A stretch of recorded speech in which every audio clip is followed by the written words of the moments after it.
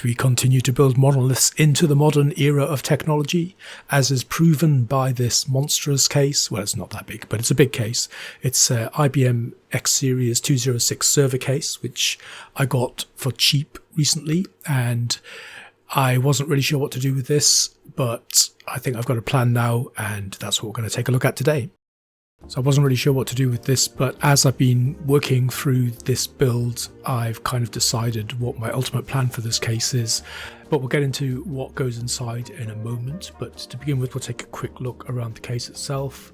So it's a pretty big black thing, and it's a bit scratched. It was described as being severely battered when I bought it, but it's not that bad. And I think I'm going to give it a wipe down today, but I'm toying with the idea of possibly respraying the metal parts in this case, but I'll have a think about that later. So on the front panel, we've got a CD-ROM drive, or DVD-ROM drive, I should say, that doesn't quite match. Everything's kind of out of kilter and not quite mounted correctly. And then we've got these quick release drive bays, which are all over the place, and many of them are broken. And then as we scroll down, we can see this is part of the E-server series, the X Series 206 as described below, which was originally a Pentium 4. Flipping it over at the bottom, we can see there's a foot missing, which I thought might pose a problem to get a replacement. And then we've got a bit of manufacturer's information. So it was made in Portsmouth, here in the UK. And I think this machine came out in 2004. So it's, as you'd expect from a server, it's very secure. There's all sorts of locks to stop people getting inside it, and little preventative things to stop people accidentally restarting it and stuff like that. We flip the case open, and it's not very conventional as far as sort of PC cases go. So as I mentioned before, there is a missing foot, and amazingly I found new old stock, totally unopened, 2 replacement feet for this series of machine. So we've got those here, so we can get the little baggie open and replace the missing foot. It's going to be a bit shinier than the other ones, but who's going to notice?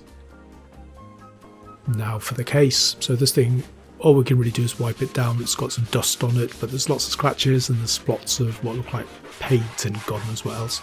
It's got some scratches, they're all shallow, so I think this could be brought back nicely, but all I'm going to do for now is just give it a wipe down and get rid of all of the surface crud so it's a bit cleaner, and then we can think about putting something inside. It's still looking a bit wonky, but it's clean. The dust's all off, so I think that's as good as we're going to get it for now. The insides are really clean, so I don't need to worry about that. Now that the outside's clean, we can think about putting something in the insides. And I had this before I bought this case, and I did hope that I would be able to use it. So this is a new old stock IBM dual Pentium 2 server board, and this was crazy cheap. It was like 25 quid or something like that. It works, I've tested it, but it's huge. So first of all, I thought my problem would be dimensions, and then I figured out I could probably just about squeeze this into this case. And while I was doing that, I suddenly realized the I/O panel on this board is huge and non-standard. It turns out that this board belongs to a massive big kind of square rack-mounted case, and this motherboard is not going to go into anything standard anytime soon, and those rack mounted cases that this would fit into are hideously expensive. I think they were about £300 or something or more on eBay when I had a look to see if I could get one. I will probably take a closer look at this board at some point because it's very cool. But that wasn't all, because a bit later, after I bought this case, I got this on eBay, and this was also very cheap, and this is a Pentium 3, dual Pentium 3 motherboard. And this would have fitted into this case, and the I/O panel is the correct size, but it doesn't work. Or at least I haven't been able to get it to work so far, so I need to do some more troubleshooting on that, which is a bit of a shame, but that's just the way the cookie crumbles. I was getting pretty sick of having this case just lying around, so I decided it was time to do something about it. And I looked for the motherboard that would have gone with this, the X Series 206 motherboard, and they are around, but they are expensive as well. They're about £200 even now, and that was the cheapest one. Like, I think it was £175 for the cheapest one I could find. And I wanted to get something up and running in this, and I wanted it to be IBM, so in the end, I got this, and this is an IBM ThinkCentre Pentium 4 board, and this was £17, so quite a difference, but it's not going to have any of the kind of server stuff and all the RAID and all of that kind of driver security type stuff, so we're going to go with this in the build today. I think at the minute it's got a Celeron D266 on board. I'm not even going to mess around trying to spec this thing up, because I think I've decided what I really want to do is restore this thing to its original condition and try and get hold of the original board to begin with. So all I'm doing basically is getting this machine running with an aim to replacing everything in the future. Been off and rummaged around my boxes to get some bits and pieces to test this board out with, because it literally just arrived from eBay a couple of days ago and I don't even know if it works. So we'll give it a quick whiz on the bench and then put it in the box, if it does work, that is. It's got some kind of cooler backing plate on it already for some kind of cooler that I don't have. I haven't seen one with those weird kind of flip bracket things before. I guess that's what it came with, but I've got another Pentium 4 cooler, so we'll have to swap the backing plates and we'll use this instead. We'll get that backing plate off. It looks like it kind of screws in, a bit more of a sturdy one than this plastic one that I'm replacing it with. That one screws out and the other one just pops in with those plastic pop clips and then locks with some nylon plugs in the top, and that's that mounted. Cool, so that's the bracket in place. Going to leave the processor and just going to stick a couple of sticks of RAM in there to make up 512 megs. And then finally just a splurge of thermal paste, and then we can pop the heatsink and fan back on and get that hooked up. And then I think we're ready to go. Time to fire it up, and we'll just hook up this Bestech 250 watt power supply, which I think is what I'll just stick in the case for now. Connect keyboard, connect a mouse, connect a floppy drive, Windows 98 boot disk in there, and off we go. Hey, look at that. It's a shame it's got Think Center written on it. I was hoping for just IBM, but never mind. It's still an IBM splash screen, so that's cool. And it seems to be posting. Get all these bits and pieces inside the case where they belong. The first thing I'm going to do is get some screws in the drives. The drives came with the case, but they were just kind of flopping around inside and weren't secure, so we'll do that first. Also going to switch out that optical drive for one that's a bit better matching with the rest of the case. Get the Bestech power supply in there, and it doesn't quite fill the gap that was filled by the original PSU, so I guess it wasn't quite a normal ATX style one. Might be something I'll have to check out and see if I can get for a bargain price on eBay at some point in the future. See if I can get the original. And the hard drive bay on this thing, you have to remove the hot swap caddy covers from the front, and then the hard drive bay just kind of flicks up out of the way, which is quite cool and allows you easy access for fitting drives. I'm not quite sure how I'm going to secure a hard drive into this, but we'll have a look at that in a second, and then we can drop the motherboard straight in there. This must be very standard kind of stuff, because the posts are already perfectly lined up for this board, so I suspect the actual board, the sort of board design, was very similar to the one that would have come with the machine. And also it's handy to buy an IBM board because they tend to have these proprietary front panel connectors on the board as well, which can be a pain. I've had to deal with that before, but in this case we'll just be able to plug it straight in. Now, fitting the hard drive, I did get some rails that clearly come with this machine, but this particular case doesn't seem to have anywhere else to put hard drives other than in that hot swap bay, and I don't think that they were necessarily full-size drives, so I tried and it couldn't get it. It was kind of semi-secure, but then when you dropped the drive caddy, it kind of impinged on all of the ribbon connectors and the ATX connector and stuff like that.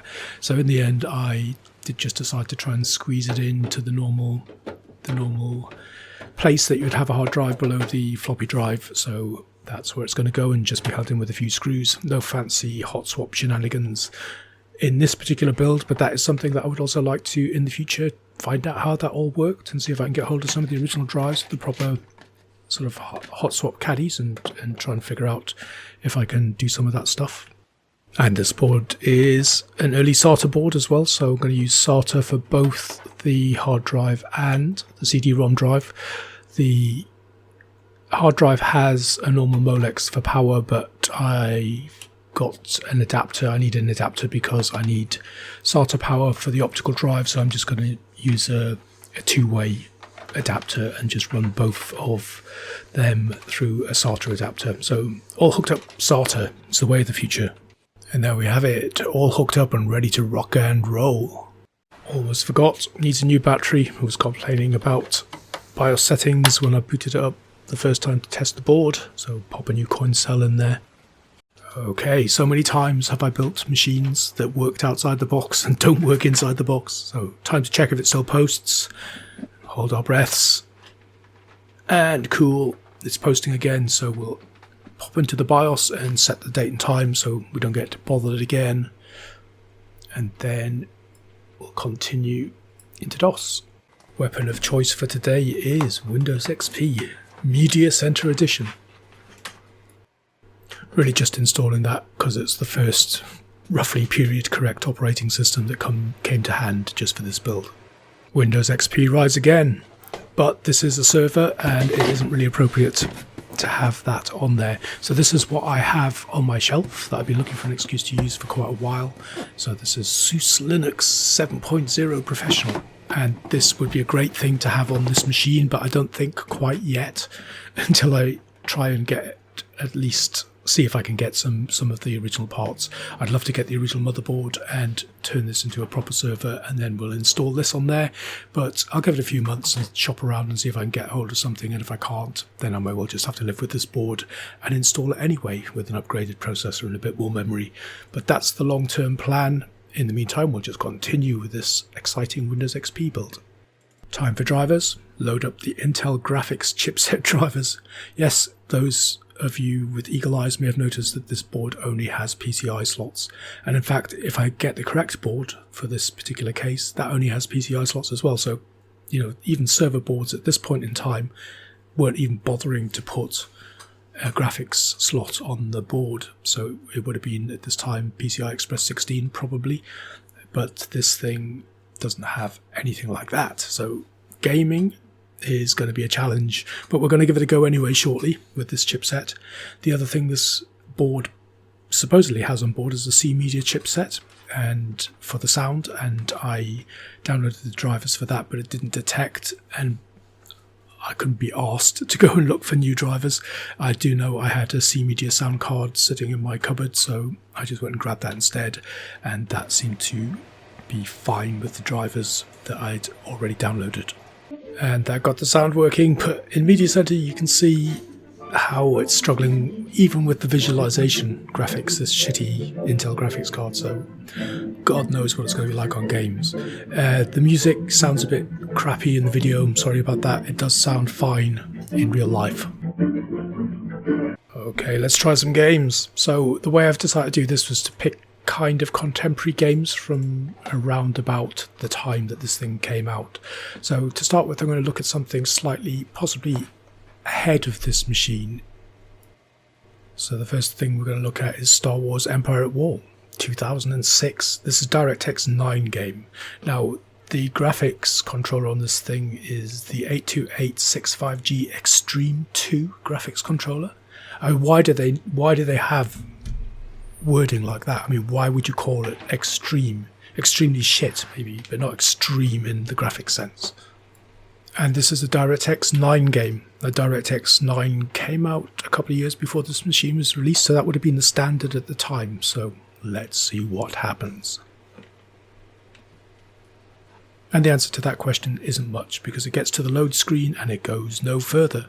Now, as I understand it, the hardware support on the Intel Extreme chip is probably around the standard of DirectX 6. It doesn't have shaders, it doesn't have OpenGL support and any of that kind of stuff. It really isn't aimed at gaming. Now, this might have been a bad thing back in 2004. If you bought this machine and wanted to play this game, you wouldn't have been able to, but it's a different kind of ball game in the retro world where we're looking back. So this machine, instead of thinking about it as something that should be able to play games that are contemporary to that particular era, you should be thinking that I can use this machine to play games that are earlier, theoretically anyway. So we've done DirectX 9 and failed. I think it's time to try a DirectX 8 game and see how that goes. And that game is one of my old favourites, Medal of Honor Allied Assault. So this was an XP game. This one came out a little bit earlier, so it's probably a fairly sort of current game when this machine came out. So it came out in 2002. It's DirectX 8. It does support OpenGL, so whether or not this fares well with that, I'm not sure. It does say required on there, I think, but within that, otherwise the processor is way faster than is required here, and we've got way more RAM than is required here, and the graphics are 16 megabytes is all at once, and I think that Intel Extreme pulls 64 off shared memory, so should potentially be okay as long as it doesn't trip up on the OpenGL.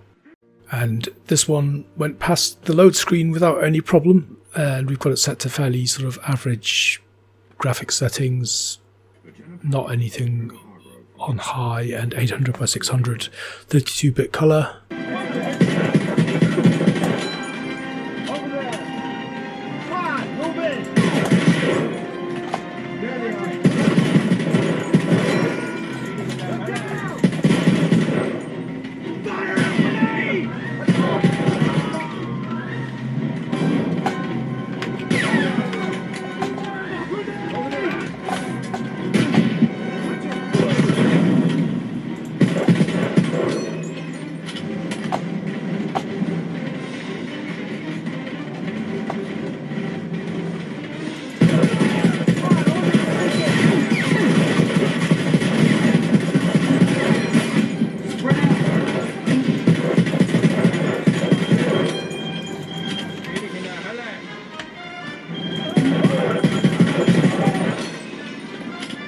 Yeah, and you know what? That is totally playable. Yeah, it's not the best, but God, I used to have hardware back in the day that was probably way worse than that is. And yeah, that's totally playable. I would say that's, might slow down when things get busier, but yeah, there's some quite busy scenes there and it seemed to be fine. So, just going back a couple of years and dropping a couple of DirectX versions, and, there's suddenly you can retro game on this thing. I don't know about going back to DOS with Windows XP, but certainly, those early 3D titles from sort of around the turn of the millennium, Windows 98 titles, I think this would be absolutely fine. But then again, this is only speculation because that's not what the machine's going to be used for in the end, but it's always handy to be able to know where your gaming abilities are of the machine when you've got a server or something like that, and you can go for a quick frag on Medal of Honor if you want to. All that remains now is to put the case back together. So for the cards in this thing, it's screwless. You've got this purple contraption that flips over the top, and then when you pull the case lid on, it holds that closed. So that's quite funky. Lid's back on, turn it up right, and yeah, what a beast. But it's looking a lot better now. Still a little bit scratched and battered, but from the front panel looks pretty sweet. Like I said, I've got some new replacement quick release covers coming for the hard drive bays, and apart from that, it's pretty nice, and I might tidy up the body further at some point. And I think it's time to load one more game. This time we're going a step further back, Emperor Battle for June. Now this was a very old favourite of mine, and I played this on my first XP machine, my Athlon Thunderbird. But this is better again because this is a DirectX 7 game, and it's from 2000, so it's a good sort of 3 years before the machine was released, and I feel fairly confident that even this Intel Extreme graphics should be able to handle this game without any issues whatsoever. But yeah, I'm quite pleased with the build. It looks cool. I'll tear that little auction sticker off, but yeah, I like it. I think it's going to be great when I get it finalized as a server. Unit lost. Yes, sir. Let's go. Standing by. Let's go. Unit lost. Unit, the base is under attack. Unit lost. Standing by. Unit lost. The base is under attack. So yeah, that handles that game pretty well. I think I was already getting into that and had to tear myself away from it. I remember all of the voice effects and things all comes flooding back. But that's pretty much it for this build. Like I said, it's kind of a proto build just to get the thing up and running and sort of see how the case hangs together. I'm going to try and locate the motherboard for it. I'm prepared to wait patiently for a few months. Hopefully one will turn up that I can consider buying for reasonable money. And then I'd like to buy all the other bits and pieces that go with this board. As I've been searching, they do sort of pop up, and it'd be nice to restore this machine to its original state if I can. If I can't, I'll just continue with this board, put some more memory, put a faster processor in, and still install Linux. So we'll be back for another video at some point to do that for sure, and then possibly set it up as a little kind of file server or something for all of the other machines. But that's it for now. I hope you enjoyed watching, and if you did, it'd be great if you consider giving me a thumbs up, or liking, or disliking, or commenting, or cursing, or whatever you feel like. And I'll leave you with a play out on some of the fabulous FMV from Emperor Battle for June, and I hope you'll join me for the next video. Thanks very much. Bye. You dare to enter my mind unbidden! You are not what you seem, Reverend Mother. What horror are you planning? This interview is over. You will obey us, sister, or you will die. Ah! I can only die once. There are deaths, and there are deaths. You will obey us.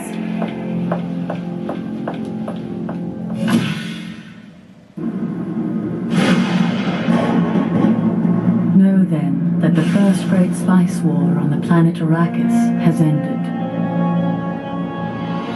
The Emperor Carino is dead, poisoned by his concubine, the Lady Ilara. Now, a new war rages for the control of the Golden Lion Throne. A great civil war between the noble houses of the Landsraad.